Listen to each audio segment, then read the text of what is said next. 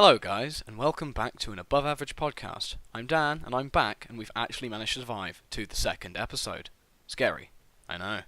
Now, the topic I want to discuss with you all today is going to be the topic of university, and not necessarily just university, but studenthood in general, being a student in the UK, what it's like, and the various stresses and strains that accompany it.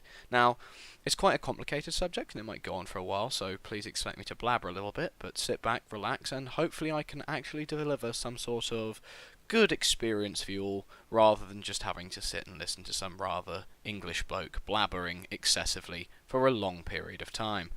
Now, as I mentioned last week, I am actually a university student, so I'm studying psychology at university in the UK down in the south. So I figure I can kind of give my opinions on this because it's something I've very much experienced firsthand. And I've spoken to a lot of my friends, a lot of other people on campus that I know, and I would like to think it gives me a fair advantage in being able to explore all of the problems and the issues and also the benefits that actually come behind studying at university and what it all entails, really. I know quite a few people have actually wanted me to talk about this because I know a few people that are loving uni, I know people that are struggling, I know people that are somewhere in between, and it just gives me a chance to sit back and kind of just openly talk, unscripted, completely no specific plan for what's going on. I've got a few stats up, but other than that, nothing too in-depth, and just see where we end up, I guess. But university is very much an interesting experience. It's got a lot to offer, just depending on how your attitude is towards learning and how your attitude is to moving out and seeing the world, or just getting your head down and knuckling down and getting the work done, I guess is the best way I have of putting it. So, I mean, to start off, I think the first comment I can make on university, certainly from my own experience, is that it's just like any other educational system, really, or any other educational institution. You very much get out of it what you put in, whether that be in the forms of focusing on work, or focusing on your social life, or whatever it may be, whatever it is that you decide that actually is important to you. So long as you focus on that thing, you'll very much get out of it exactly what you intend to put in. For example, if you want exceptionally good grades, you have to be prepared to really knuckle down and ignore the sesh, as it will, sometimes, just to sit down and read through books, do a lot of reading. I mean, technically speaking, when you're studying a subject at uni, you're not studying it or being taught it, you are quote-unquote reading for that subject, and that's the reason that that phrase has been around for, well, longer than I've been alive. It's simply because they don't intend for you just to learn it from the lecturers. They very much intend for you to read specifically for that subject. So, university very much is centered around reading, at least in my experience, in my opinion. The lectures are more beneficial in a supplementary way.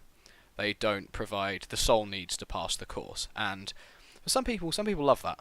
Some people think it's a fantastic idea because it means that they can go and be their own independent person, and they can basically take charge of their own learning and do their own thing. Other people I know really don't like that because it requires them not necessarily to be spoon-fed, but it requires them to be a little bit more active in their role in learning. And some people struggle to have the motivation to do that. Now that I completely understand, because certainly as someone from a background, I used to be quite a lazy kid, but someone from a background whereby I used to be one of those unfortunately jammy children that could just, I don't know, listen to a lesson, not make that many notes, and then be able to regurgitate it perfectly in the exam with a full understanding. Unfortunately, I was one of those as a kid. You'll realise that when you go to uni, it's very much not like that. You can't get away with being that, so you have to put in the work. Now, this got me pretty hard, actually, to begin with. In my first year, I was in my second year now, but I've very much learnt to knuckle down a little bit more now. I still I leave some things to the last minute, as we all do. However, knuckling down has saved me on numerous occasions, and sometimes you really do have to sort of suck up your pride, suck up that, oh yes, well, you know, I can just wing it mentality, because it's not really going to save you. Exemplary at the moment, I have an assignment that I am just procrastinating. I wouldn't recommend it, but I am going to get down this weekend and crack the whole thing out. I've still got 3 or 4 weeks left on the deadline, but it just needs to be done. Whether you actually find the assignments you're given interesting or not, I think that's also probably a massive factor, because if you're going to go to uni and you don't study something that actually necessarily interests you, or at least you get given an assignment, because obviously the assignments are far more specific than whatever you're studying, that doesn't interest you, then when it comes to actually sitting down and doing it, your inspiration tends to slowly fade away, waft away. It's kind of like flogging a dead horse, if you will. And specifically in this assignment, I myself have been very much struggling to find the motivation to get down and do it, because it's very much not something that I'm particularly interested in within the field of psychology. However, it's important to get these things done. Don't ever go to uni expecting no assignments or no external work that doesn't involve just taking notes and lectures, because it really does not work like that. Now, this sort of attitude towards studying really does have its drawbacks, unfortunately. I've found that university is very much about balance, and I know a lot of people that would actually agree with me. So, if you're going to have to sit down and put loads of effort into doing work, you have to make some serious sacrifices. Now, my university situation is a little bit different from most. A lot of people move out when they go to university and live in halls, as I mentioned last week. I'm currently still living at home because of convenience and finances and many other different little things that have all accumulated, you see. So I am still at home, so I'm not really getting the full, living with flatmates kind of experience. However, having spoken to people that have done and having friends that obviously do live in their own student house, etc., etc., it very much varies, but when it comes to sitting down doing assignments, you have to sacrifice many things. A lot of time, obviously, that's the main one, but that is why you're at uni, so people can't really complain about that. People have to sacrifice a lot of time to communicate with others, keeping track with people. Uni can be a serious stress and drag on many things. Finances. Everyone I know is pretty much worried about money at the moment. It's not necessarily easy, and whether or not that's just adult life finally catching up to us young children, I don't quite know, or whether it is genuinely a situation of finances being hard for students at the moment. I suppose it very much depends on the economy at the time, but currently most people I know are either struggling or having to do extra work or things on the side to keep themselves financially stable, and it's just putting so much more pressure on everyone involved. Consequently, obviously, if you're spending loads of time working, you're not able to talk to people, you're not able to go out and do anything, especially more so in the second year, then you have to sacrifice communications with a lot of friends and family. University is infamously the destroyer of friendships, family ties, relationships, you name it. And again, I know many people that have experienced this firsthand, and it's just added more stress to them. Really, it's made them so much more stressed. But the trick very much is, at least in my opinion, the classic British stiff upper lip, keep calm and carry on. You just knuckle down, you get on with it, right? So that's very much the position that people land themselves in, and it's quite isolating, actually, for some. I know a few people that get quite lonely at times, even if they're living in a house with other students. They're cracking on with work, and they come downstairs, or they have finished their section of work, they come down to actually have a chat with someone, because all of their family are busy, or their friends back home that they can't call are busy, and yet they're still isolated, because everybody else is still shacked up in their own rooms, slaving away, essentially. So it's all about finding that balance, because if you become too isolated with uni work, then eventually it's going to shrivel you up like a complete prune. But it's more than that, really, as well. I mean, university itself offers so many other extra opportunities, so many various experiences. There are different societies and clubs that you can join. They all offer different things, and yeah, some of them cost money, but realistically, it gives students a chance to get out there and go and try things perhaps that they would never, ever have had the chance to try before in their lives. Again, this is going to cost money, and it's probably going to take away from more of their time still, so again, finding balance is key.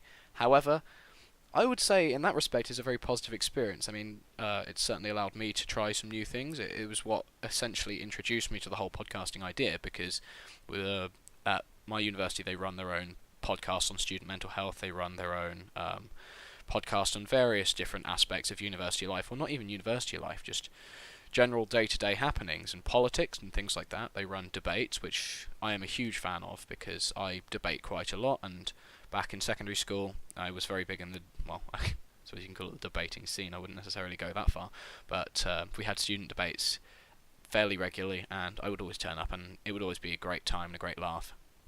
And it's not like actually having a fight where you just sit and shout obscenities at each other. People can actually make valid points, and as long as they back them up, it's all valid and allowed.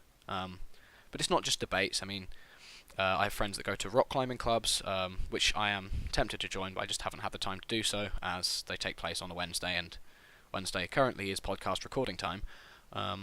But there's other things from scuba diving through to archery, through to airsoft, if anyone knows what that is. I know quite a few people that play that now, and I've always wanted to give that a go, so that's definitely something I'm going to invest my time in at some stage. But again, and I know I keep repeating myself by saying, oh, well, again, there's this and this and this, but the point I'm trying to get across is that university is incessant in terms of killing time and making people busy.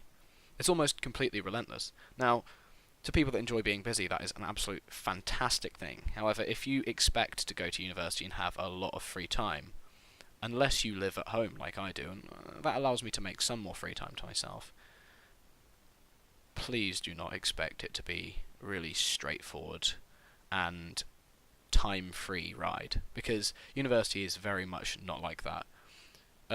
Yeah, lecture hours may be slow, you may not have that many seminars, but when it comes down to studying and doing things, effectively you're going to be as busy as, I would argue, someone that works a full 9 to 5. And yes, you can turn around and argue, yeah, well, that's all well and good because you're improving your career prospects, but actually in working this 9 to 5, you are paying the government $9.25 a year and not getting paid a single penny back for doing so. So it's debt in the form of investment. You would expect to come out of university and obviously get a much more, not necessarily highly paid, but higher position job in perhaps a more advanced career or slightly more difficult career stance to enter into. And that's the entire point of uni. Unfortunately, that doesn't actually seem to be the case in the UK at the moment, because uni students are getting proverbially screwed over, but that's something I'll get onto in a little bit. That being said, university can provide many other opportunities as well. Within the last decade or so, the demand for uni places for those in less advantaged backgrounds is up nearly 50%. Now, that doesn't seem like a particularly large number. Only an extra half of the people that want to go to uni are from a less advantaged background, but when you look into the fact that actually between 2016 and 2017, 1.76 million undergrads in the UK, that's a lot of people, and an extra 50% coming from a background that normally would not be able to afford university, or is just generally struggling, or is born into a pretty crap situation. That's very much an improvement that's been made.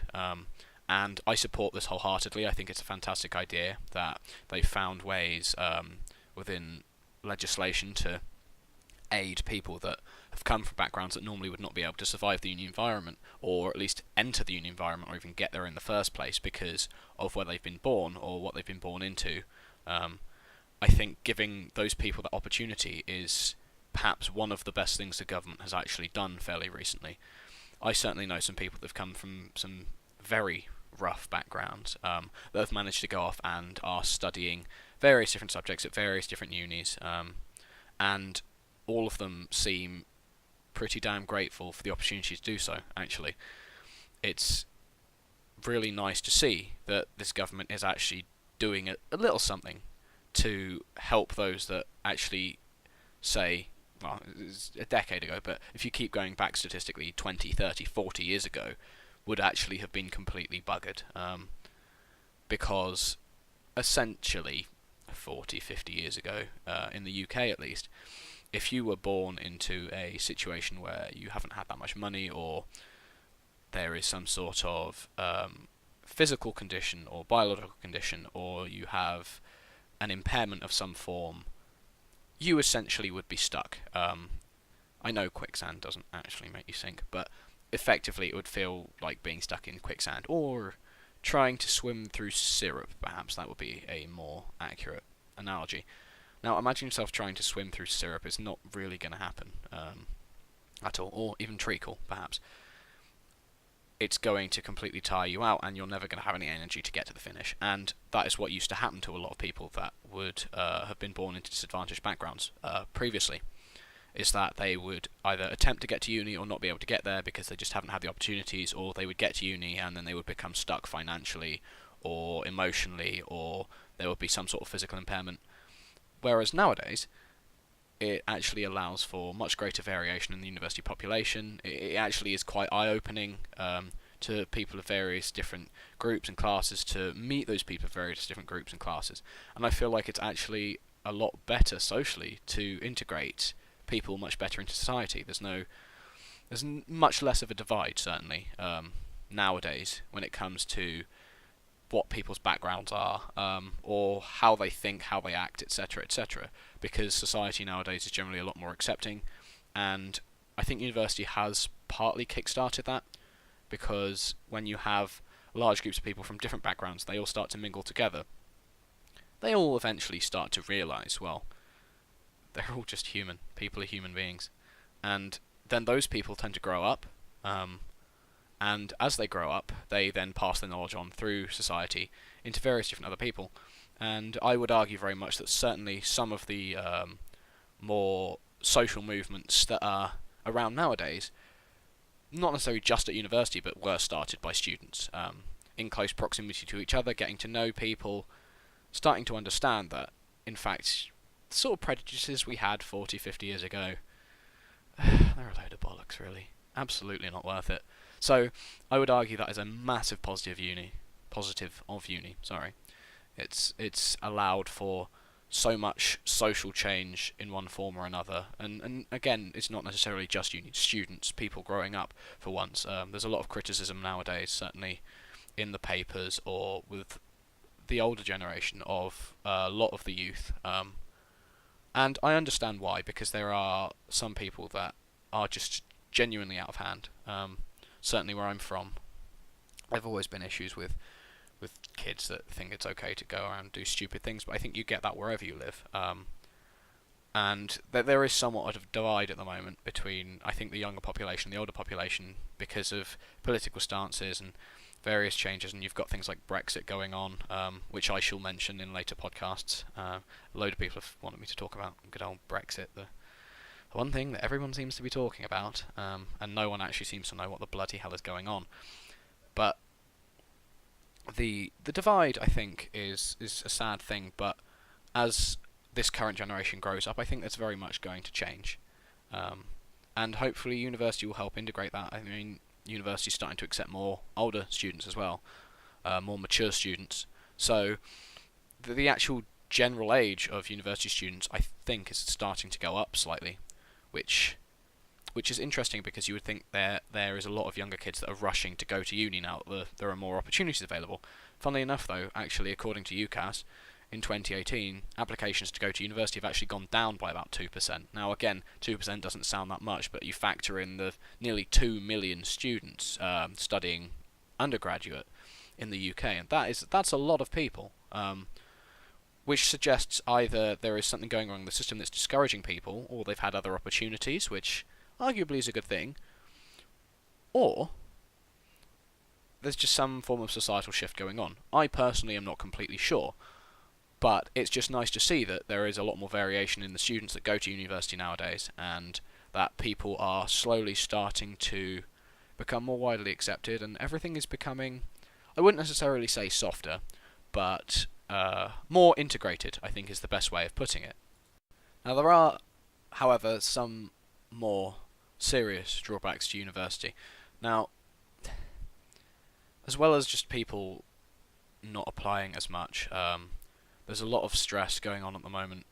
There was a little bit of a blip a few years back with the Conservative Party, one of the parties here in the UK, attempting to actually increase the yearly tuition fee for university from £9,250 up to £12,500. Now, I actually spoke to one of the MPs, Tobias Elwood, on this matter a couple of years back again during one of my debates at the school, and I was against this, and luckily it doesn't appear to be passed, at least yet.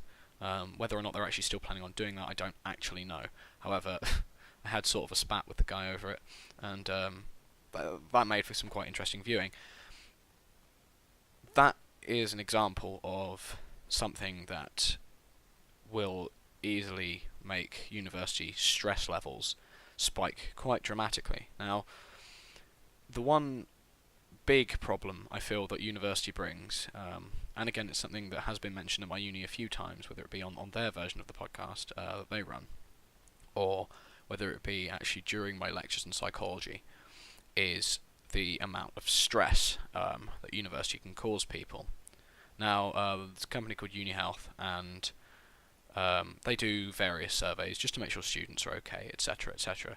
But they found that about 82% of people actually that go to uni suffer from some form of stress or anxiety over the time at uni. And stress is a common day-to-day experience for a lot of people. Now, I'm not saying it's okay. I'm not saying that it's a good thing and that it should just be accepted. But it does happen. Stress and anxiety are horrible things. However, 82% is a lot higher than that of the general population. And if that doesn't say that something at uni is possibly going slightly wrong, I don't know what is. Furthermore, 45% of students at university have experienced depression or some form of depressive symptoms. Now that is genuinely worrying. Now, they say that the average statistic is that 1 in every 4 people will experience depression at some stage in their lives. That's 25%. That's not 45%. That's nearly half of university students experience some form of depressive symptoms. That to me is massively worrying. If that doesn't necessarily highlight how much pressure there can be on uni students at some times, I don't know what does. Mental health at university is a huge issue at the moment, whether it be because people are just struggling to deal with what they're given, whether it's almost like a plunge effect where they're straight in at the deep end and they don't really know how to handle themselves, or whether it genuinely is because university in general is designed to essentially emotionally attack you at every single point that you are capable of holding. It's disturbing to see that it's affecting so many people in such a way. Now,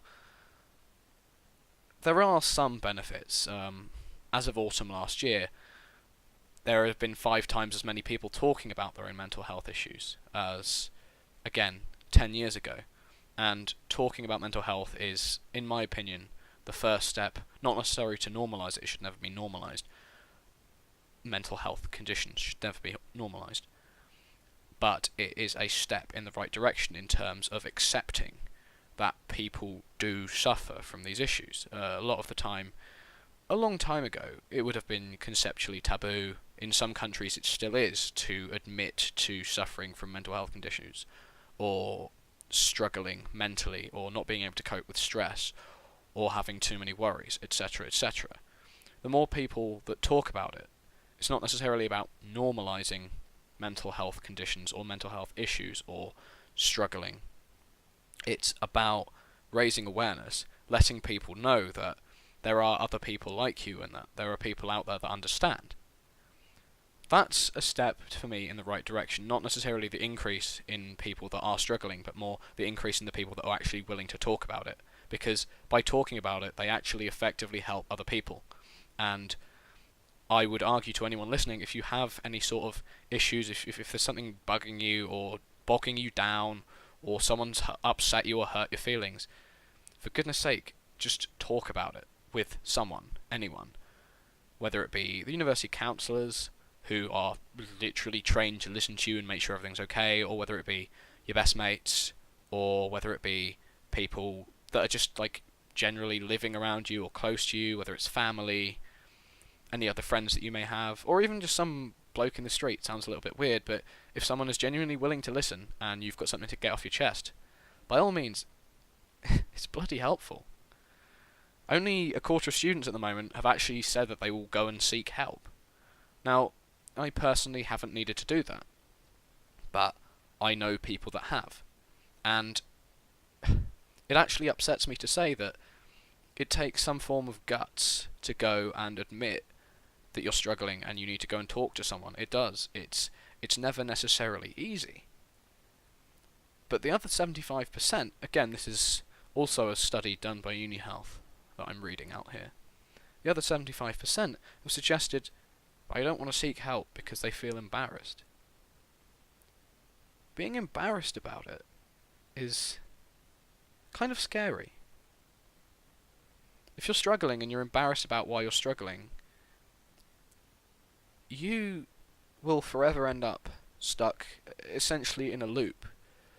You struggle and then you feel bad for struggling. Again, like my analogy earlier, it's like trying to swim through syrup or treacle. All you're going to do is mentally and in some cases completely physically exhaust yourself.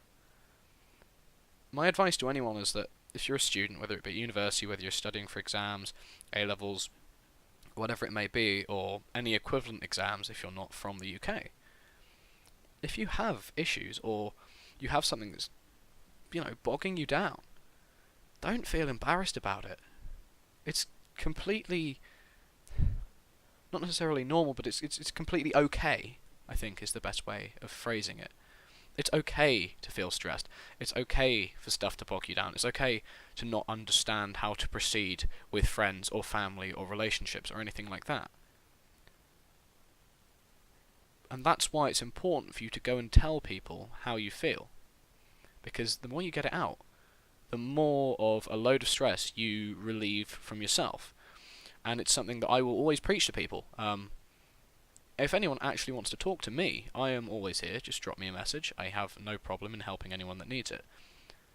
But university services are there for anyone that needs them. And I'm sure any other education institute or wherever you're from, there's always going to be someone that you can talk to. So I think talking to people about anything that is causing such a problem in your life that it's slowing you down or that it's changing your day-to-day routine and it's got to the point where it's become unhealthy, I think talking to someone is the most important thing you can do. In some cases it will quite actually save your life. There are obviously suicides and things that happen at university, and it's very sad that people are still doing these things. But more often than not, it's seemingly out of the blue. Because these people, they don't let on that they're worried or they're stressed. Now, it's not their fault. It's nobody's fault. But people cannot be helped unless they actively go and seek that help, because some people are so good at hiding it that it just builds up and builds up and builds up, and nobody actually expects it. Nobody knows that they're going through a struggle. Nobody knows that they're trying hard every day. Now, I know this has gone a little bit deep, but I just wanted this to emphasize the fact that, if you're in a rut, go and talk to someone about it. If there's something that needs to be done, go and do it. If you need to tell someone that you care about something and you haven't done that, then by all means, go and do it. If you need to resolve an awkward situation that you're caught in, go and do it. Because university isn't about sitting and being idle. University is about going out there and doing what needs to be done, getting the work out the way, and eventually, and I would like to hope for the majority of people, having a bloody good time. After all, it will give you the opportunity to go out, meet some fantastic people. It might even completely open your eyes and change your mindset to the human race or how you saw something before. And you might end up living with someone who could be, best mate, someone close to you, ideally for the rest of your life. So, if anyone to ask me, Dan, do you recommend university? I would say wholeheartedly, 100% yes. Please don't let any of the negative stuff that I've said discourage anyone from staying at uni or actually going if you're younger and you're not thinking yet about going. But I think the one last point I want to make is to very much prepare yourself to be ill a lot. Again, don't let that discourage you, but I'm a little bit I'm off at the moment. Got some sort of horrible coldy type thing, and everyone around me is coughing and spluttering like they've swallowed some form of mechanical device that's eating away at them inside. But as long as you have a lot of ibuprofen and plenty of cold medicine or Curals or whatever, whether it be lemon and whiskey or whatnot, I think it's a fantastic experience. And I've heard lots of mixed opinions from lots of different people, but my experience of uni so far has been, I would say, for the best part, pretty damn good. Everyone has blips, but I'm doing well. I'm thoroughly enjoying myself. It's nice to have those breaks at Christmas and all the other holiday seasons, such as we do at uni. because you can go back and that's where the socializing, I think, with people back from home comes in. It's important. You can go and see friends and family and anyone else that you may care about, pets, etc., etc. And I would wholeheartedly say it's probably been one of the best decisions I've made in my life. And I've made quite a few decisions at the age of 20 in my life, so take it as a pinch of salt. I'm not some 50-year-old giving life advice, but certainly, at least from my perspective, it's a very excellent thing to consider if you want to go on and you have a field that you want to work in, but you need some more qualifications, or you're just really interested in something and you hope that you can actively go out and just get that role that you've always wanted. One time I would advise from staying away from uni is if you genuinely have no idea what you want to do, and just you go to uni pretty much for the hell of it, just to put off work for another 2 years or 3 years, or just to put off one thing or another. If you do that, then essentially what you're doing is using student loans given to you by the government for something that you're not invested in, that you're not actually going to use. It just puts everyone's taxes up. It's not ideal. If you're passionate about something, go on and do it. If you're using it for a delay tactic, please just don't, because effectively it just makes it more expensive for all of us. I would argue that overall the most important message from today wouldn't be necessarily just, oh yeah, go to university. A lot of people don't find this for them. A lot of people don't want to go. I think more importantly the message is, no matter where you're a student, if you're a student, go out, live your life, get what help you can. If you feel something for someone, tell them. If you don't, tell them. If you want to talk about something, talk about it. And most importantly, go out and chase your dreams harder and faster than a whippet with a firework lodged up its arse. I think that is genuinely it. If you want to go and do something, then bloody well, do all that you can to go and do it, because effectively that is what is going to make you incredibly happy. And if you don't chase your dreams, what is the point? Whether it be in the form of uni, or work, or an apprenticeship, or just going out and meeting friends, or finding something that makes you happy like travelling, just go and do it. This episode has been a little bit on the deep side, but I think that just comes naturally with the nature of university, because it's a very emotional time in the lives of students. I have been Dan. Thank you very much for listening. This week's song, I would argue, is George Ezra's Getaway. Been thinking about travelling quite a lot recently. Need to get out a little bit. Fantastic song. I would very thoroughly recommend it. And thank you very much. Remember, guys, it's always best to keep it classy. Thanks again, and goodbye.